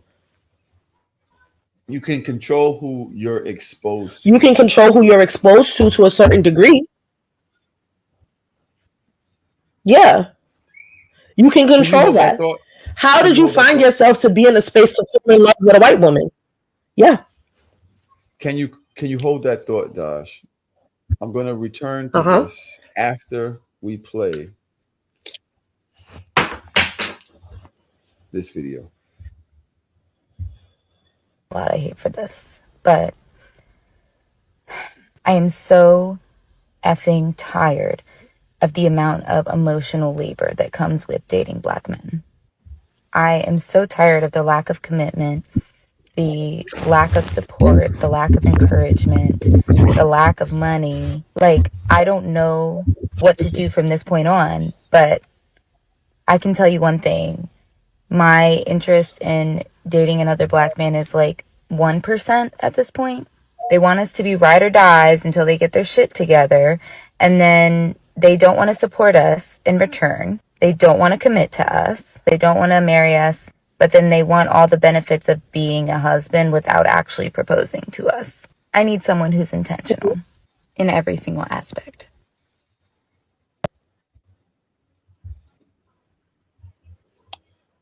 What do you say about that? I understand her POV. Okay. I understand her point of view. If she now dates somebody that can elevate her personally in her relationship and her, her life, and feels like they check all the boxes, but that person is a different skin color, does your last statement still apply? Being that she's dated black, she's felt you, she's felt abused, she's been let down time and time again. She cannot say that she can, in my opinion, she cannot walk around saying that she's pro-black. You can date whoever you want to date, but you can't have a certain stance behind that because it's contradictory. That's my only thing. And I'm not saying that I have a quote unquote issue with interracial dating. It's not something that I can ever do. And I can't also say that if my kids come home with a white man, I'm going to be overjoyed and thrilled. I'm going to be a little icked out. And that's something that I would have to fight through and move over. I'm very sorry. It is what it is. Because, see, my issue might not necessarily be your partner. My issue will be what they grandparents like. What type of people do they come from? What type of parents do they have? Do I want my child to be subject and subjugated to microaggressions and my future possible grandchildren? And like it's too much to have to work through, and I just personally would rather not. But I do also consider myself to be somebody that is pro-black. And I love my black ass family with my chocolate ass man and my chocolate ass kids, and ain't no ifs, ands, or buts over here. We ain't mixed with nothing. It's black upon black upon black. I'm proud to say that I have six great, like my grandparents are black. My parents are black. My grandparents are black. My great parents are black. My great grandparents were black. And I'm proud of that. That gives me a sense of pride. And when people, like when we talk about like my affinity once again to Slytherin and what the code and the creed of Slytherin is, it's very much, I don't want to mix races. I don't want to mix blood with anybody. I'm good being super duper black. And I don't want no mixed race grandkids or great grandkids either. Sorry. I have a problem with this idea that because I choose to do whatever I want to do in my home, the things that benefit me and the way I feel, love, relationships, relations, whatever it is, this person gets me. This person supports me as a black person. That means I don't wholly support the black race. I have a problem with the idea that people could come off so much like, oh, you have to dedicate your entire being to something in order to say that you believe in it and that you're pro-supportive of the ideal. Like, yo, I know people right now that do way more, that are dating white men, but do way more for the black race than a person that's dating a black man and doesn't give a fuck about the black race. Doesn't goddamn thing about the black race. So how can you? Nobody's saying anything. What does the word pro mean? What does pro mean? Affirm. To be pro something, to affirm it, to yes it, to be a part of it, to support it. How can you be pro something outside but be fucking on something else inside and building a family with inside of my body, inside of my house, family with wanting to spend your life with? So all you are is a fucking contributor. You are a massive contributor to the cause. You are an ally to the cause. You are a supporter of the cause. But you cannot walk around telling me that you pro-black, that you pro, and you building a family with a white man? Yes. How? Yes. Because then if you agree with that, then you're going into the thought process of all black men are the same. So do you feel like there are no black men that are available, that can provide, that are healed, that are supportive? You can find what you want to find when you are truly looking for it in the right places. I would have never dated a white man in my life because I never positioned myself to be in a place to even be dating no white people. You can find like-minded black people. That's a cop-out. Trav says, I think that is crazy. Women think they won't have the same, if not more, issues when they date another race. I understand what you mean, Trav, when you say this, when we're talking about that video. But what if I'm not dating this person because they're white. What if I just dated the white guy because I like the white guy? He's just white. But if that has nothing to do with the reason I chose this white guy, does that now mean I'm not pro my race? Because this is the person that and this is the like what is that? How if we're using that video as an example, that's not the case. No. If we're using that video as an example, that's not the case. Okay. Because she's about to purposefully go look for somebody else. I have a cousin. I will never forget this day. My cousin was in Virginia, lived in Virginia, went to a mostly white school, played football, light skin, whatever. And I remember the day that I was at a kickback with him and his football buddies, and him explicitly saying that he would never date or marry a black woman. My cousin, with my last name. Yeah. But what I will say about that man, he sure didn't. He dated a woman, he married a woman that didn't even fucking speak English before he decided to marry a black woman. That nigga could never wake up and say that he was pro-black. He understood who he is. He knows what it is. But that's different, right? That's people that actually are anti-black. You actively shut out different women. There are a lot of black. You can't tell me anti-black. Am I speaking? Yes. I couldn't hear. There are a lot of black people. Remember, there's a lag. Yes. Okay. Oh shit. There are a lot of black people that are anti-black. There are a lot of black people that do not only move in whiteness or white proximity, actually hate black people. Like, I hate niggas. Not enough to not want to. I don't like being around niggas. Not enough to not be in English. I don't like being around them either. But at the end of the day is, and I personally wouldn't like if my kids brought a nigga home either. Do you root for everyone black? No. So how can you be pro-black? I root for the enlightenment of all of our people because I don't believe in the race of niggas. I believe that we are a better people and we are a stronger people than that. I believe that we are doing ourselves a disservice by moving the way that we move in a lot of places, in a lot of spaces. So no, I cannot say that I root for all of us that are on certain levels because I feel like we need to elevate ourselves, elevate our mind, elevate our educational capabilities. Do I want them all to die? No. If you aren't for, you're basically saying that because I date a white person, I'm not for all black people or I'm not pro-black. But if you're pro-black, but you're not pro all black, then you can't be pro-black. Am I right? It's not the same thing. No. You said, am I rooting for all black people? And I said no, because if I'm rooting for you and your ignorance, that means when I feel like rooting for, that means that I am a champion for you. That means that I am here to kind of uplift you, if that makes sense. I am not championing nigger behavior. I'm not going to sit here and even pacify it and say that it's okay. So no, I'm not rooting for. I am in support of the elevation of black people as a whole. That except for the ones is where my pro-blackness lies.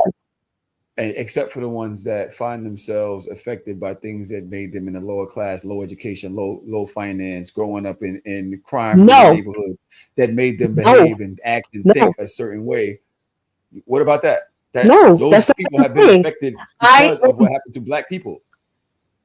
Yes, I understand that. And I am in support of the elevation of all black people. All of us. Except the niggas. So the niggas are the ones we talking about. I am in support. I am in support of the elevation of those people as well. But I do not support the behaviors that they distribute on the day-to-day. No, I am not championing. I'm not championing their behaviors that they distribute every day. But I am for the elevation of all black people, especially those black people.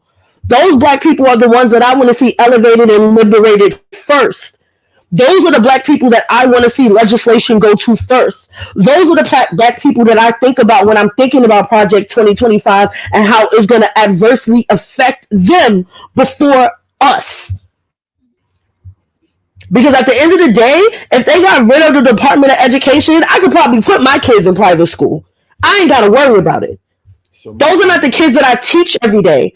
I care about the elevation of our people. And I agree. And I start from the bottom. And I agree. And I understand that dating interracially may seem as if a person, because you're going to have a mixed child or whatever, and the one drop rule doesn't even apply anymore because now we're, categorizing mixed babies and Jewish babies and Canadian babies. Mm-hmm. we're pushing them out the culture. You're different. Well, I get that that's what's happening. Right. My thing is that when somebody says they're pro-black, right, that means they are for the elevation of the black race as a whole. That means they want legislation to support the black race. That means they want reparation. That means they want reparation. Yes. That means they're doing things actively on a daily or monthly or whatever, a lifestyle basis to promote things within the black community. That does not mean they have to fuck a black person. Is what I'm saying. That does not mean you can do all of those things and not fuck a black person. Is what I'm saying. So, but how can you do all of those things? Because how do we elevate our community without making more of us? How do we elevate our community without having the village elevate our children so that they can move on and take our places and continue to push our plight forward? How do we exist on the shoulders of our ancestors if our ancestors decided, fuck this shit, I'm not going to do this shit no more? My black ass wouldn't be here. Your black ass wouldn't be here.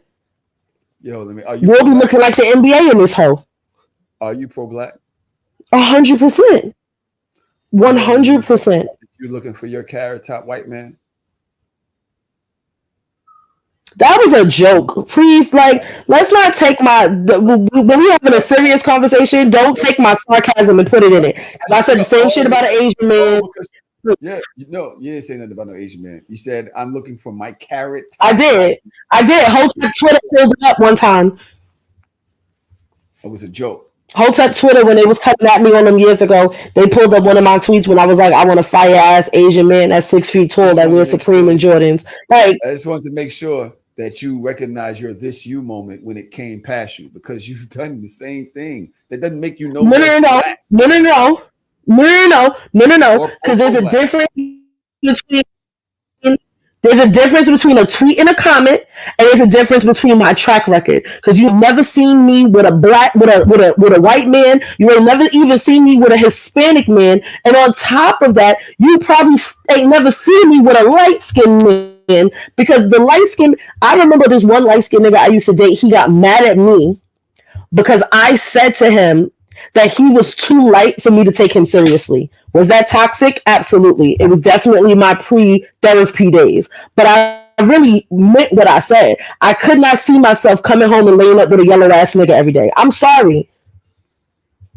There was no other way for me. There was a better way for me to say it, but that wasn't nice. And I had to apologize years later because that was really fucked up. Because if a nigga came to me and be like, you too dark for me to take you seriously, I would have felt the way. So that's me taking accountability for my toxic side.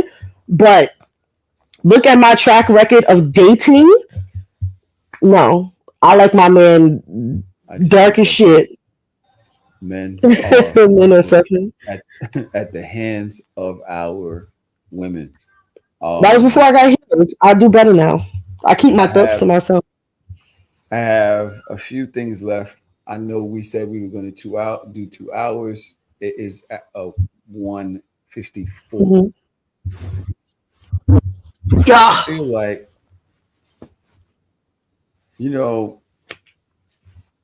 let's discuss this later on this week. I think we've done enough for today. I love you so much for joining me here today, Daj. And I also want to say I love you people in the No Shame gang that support us, that have been waiting around, that been keeping the Discord alive. You guys are continuously every day in there, even though I'm not in there as much because I'm always busy, too busy, trying to run my body down and my mental down and my emotional state down. And if you want to find me, I'm only in 2 chats. I'm only in the what we watched or what you're watching and the book club chat. The other chats is too much, but those I'm always in them too. Even though I'm not doing that. I want to say we will be back later on. Book, you better not. We probably will be back later on this week because Daj has no problem with us recording as long as she doesn't have to come here. She has no problem with me being busy. Yes. Doing this. But as long as she don't have to come here, it's too much. It's too much. Yeah. So we will be recording again this Thursday. I can do this with you all day. Yeah, I bet. Not worried about my mental health and being too tired and none of that. Then we would like for you guys. But you also in the comfort of your home and you can close the laptop and go to bed. I don't live here. I'm going back to the Bronx. I live with my fiance and my 2 little girls. Hopefully, by the way, if y'all so much want to have sex with my girl, send her money to her Cash App because her birthday's this week on the 7th. Shh, that didn't happen. Also, we will be going live from now on the So Shameless podcast or pod page. So join us in the Discord. I will be putting out the new place where we'll be going live. And let's get the fuck out of here. I'm tired and I'm hungry.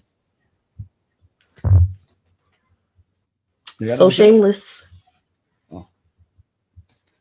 I didn't have to think about it too much. Trav. Yo, you're supposed to be on my side. Did I tell you Trav tried to quit? Oh, wait, before we go, did I tell you Trav tried to quit? Trav called me like, yo, yeah. No, but wait, I saw Drea's comment in the thing. No, Drea, I don't say that you not feel bad. Yo, how you stop me? He said what? You can speak. Yeah, no. I didn't. You know, there's a lag. Stop doing that. And Drea, no, y'all just got to get together and have black babies like that. Them halves in there, they're gonna make a hole somewhere, and then we lit. Power to the people, my sister. Drea, that's right. Keep the hope. Dodge, you consider me not pro-black since my man is black and Korean, and I'm not 100% black. Yeah. What about that? Yeah. I just said it. Trav tried to quit. Y'all better take them halves and make a hole. Trav tried to quit. And I said, you said, no, I'm not. I said, no, you're not quitting. Don't worry about that. Nigga said, never mind that. Yeah, I said, anyway, what do you want to talk about? So shameless. I love y'all, man. We'll see y'all next week.